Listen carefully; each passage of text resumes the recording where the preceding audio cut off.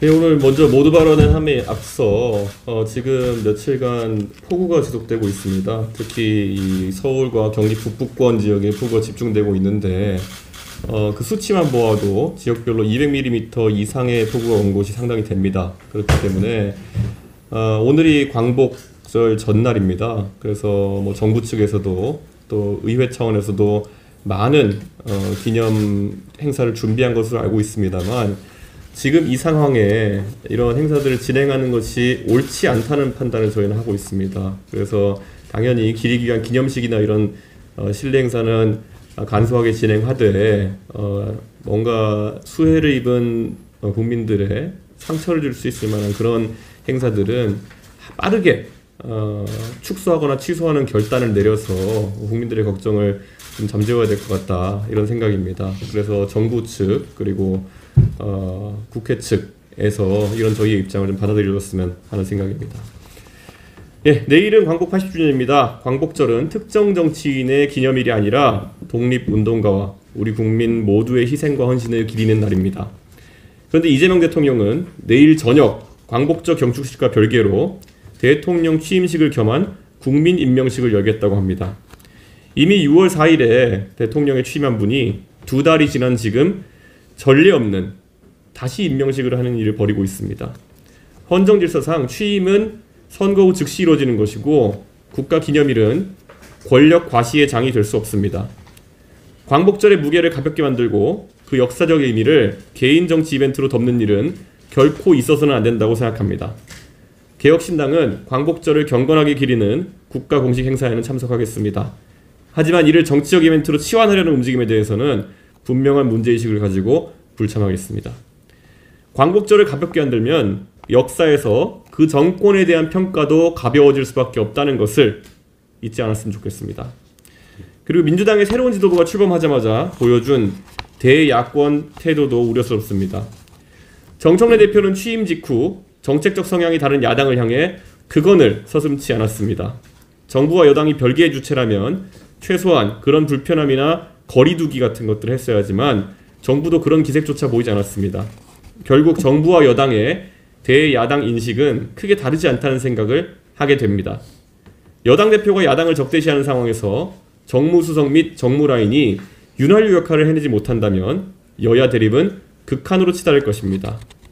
그리고 그 여야 극한 대립의 1차적 책임은 유화적 행태를 보이는 정청래 대표에게, 그리고 2차적 책임은 역할을 방기한 정무라인에게 있다는 평가가 나올 수밖에 없습니다. 정치의 다양성을 인정하지 않고 협치를 스스로 내려놓는 태도는 국민에게도 실망만 안겨줄 수밖에 없습니다. 개혁신당은 어떤 경우에도 정치적 경쟁을 인신공격과 적대감으로 대체하지 않을 겁니다. 정책으로 경쟁하고 민생으로 평가받는 정치만이 대한민국을 앞으로 나가게 한다고 믿습니다. 또 최근 베트남 또럼 서기장의 국빈방문과 관련해서 대통령의 발언에도 문제가 있었습니다. 이재명 대통령 환영사에서 외국군과 싸워내 통일을 이뤄냈다라는 표현을 했습니다. 저도 베트남을 방문해봤지만 그곳 사람들은 자신들이 독립전쟁과 베트남 전쟁, 중월 전쟁에서 승리했다고 자부합니다. 그 자부심을 존중하는 것은 당연합니다. 그러나 문제는 외국군이라는 표현입니다. 그 전쟁에는 우리 대한민국 국군 32만 명이 파병되었고 그 절반가량이 아직 생존해 계십니다. 가족까지 합치면 수백만 명의 국민이 그 역사의 당사자입니다. 그분들을 향해 우리 대통령이 그들을 외국군으로 격하해 가볍게 부르는 것은 결코 있어서는 안 될 일입니다. 개혁신당은 외교적으로 지금 대한민국이 워낙 어려운 터널을 뚫고 나가야 되기 때문에 대통령과 정부의 외교적 노력을 항상 선의로 보고 지원하려는 생각을 가지고 있습니다. 하지만 외교적 가벼움에 대해서는 지적할 수밖에 없습니다. 대통령의 발언은 외교적 생색내기가 아니라 국민의 역사와 희생을 지키는 무게를 가져야 합니다. 이라크 파병을 앞두고 밤새 고심했던 노무현 대통령의 외로운 무거움이 오히려 이재명 대통령을 외교적으로 더 강하게 만들어줄 것이라 생각합니다. 외교적 수사는 상대국만을 바라보는 말이 아니라 자국민의 자존심을 지키는 말이어야 합니다. 국민이 흘린 피와 땀을 가볍게 여기는 순간 다음 위기에서 그러한 피와 땀을 기대할 수는 없습니다. 아무리 우리가 베트남에 환심을 산다 해도 베트남이 우리의 군화를 대신 신어주지는 않을 겁니다. 개혁신당은 대한민국 정치권에 제안합니다. 국가기념일은 정치적 쇼가 아니라 국민 통합의 장으로 만들어야 합니다. 야당을 향한 혐오와 비난 대신 정책과 비전으로 경쟁해야 합니다. 그리고 외교 무대에서는 대한민국 국민의 명예와 자존심을 지키는 품격 있는 언어를 사용해야 합니다. 이 세 가지를 지킬 때 대한민국 정치가 국민의 신뢰를 회복하고 위기 앞에서도 단단히 설 수 있다고 믿습니다. 광복의 정신과 참전용사의 희생을 잊지 않고 자유롭고 공정한 대한민국을 만들기 위해 흔들림 없이 나갑시다. 감사합니다. 다음으로 천하람 원내대표의 모두 발언하겠습니다. 이재명 정부의 인사가 점입 가격입니다. 국가교육위원장에 조민지킴이 차정인 전 부산대 총장을 임명했습니다. 차정인 위원장은 조민 씨의 입학 취소 결정을 최대한 미룬 것도 모자라 부산 교육감 선거에 출마하면서 조민 입학 취소에 대해 항상 미안한 마음이라고 하는 등 진성 조민 지킴이입니다.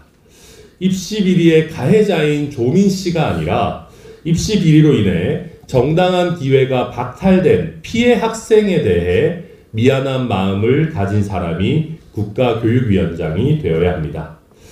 이재명 대통령은 왜 이렇게 조국 가족 지키기에 진심인 것입니까? 지금 기세라면 조민 씨 의사 면허까지 주지 않을까 걱정될 정도입니다. 이럴 거면 차라리 공평하게 전국의 모든 입시 비리범을 사면하는 게 낫겠습니다. 민주당과 가까운 것이 벼슬, 특권이 되는 것보다는 차라리 말입니다.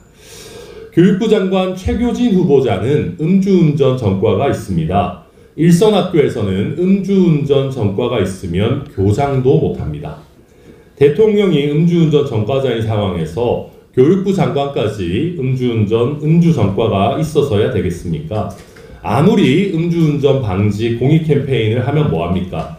자라나는 학생들에게 음주 전과가 있어도 대통령, 교육부 장관 할 수 있다고 가르치는 꼴입니다.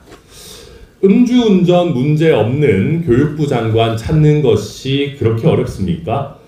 전교조에서 자기 편 코드 인사만 찾지 말고 조금만 넓게 찾으면 됩니다. 금융감독원장으로 임명된 이찬진 변호사도 황당합니다. 윤석열 정권의 과도한 검사 출신 인사가 이재명 정권에서는 변호인 출신 보훈 인사로 더 나쁜 방향으로 다운그레이드 되었습니다.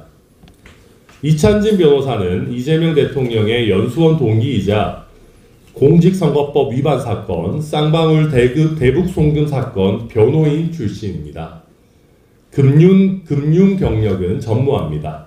반면 민변, 참여연대 경력은 화려합니다. 금융감독원장은 함부로 비전문가 보훈 인사 할 자리가 아닙니다. 금융에 대한 이해 없이 군기잡기 하면서 관치금융 논란이나 일으켜서는 안 되는 자리입니다. 이재명 대통령은 국민 주권 정부를 표방하더니 실제로는 내편 주권 정부를 만들려고 하는 것 같습니다. 자기 사람 챙기기, 코드 인사는 작작하고 정상적인 인물과 전문가를 쓰십시오. 그렇지 않으면 윤석열 정부와 같은 실패와 몰락의 길을 가게 될 것입니다. 이상입니다.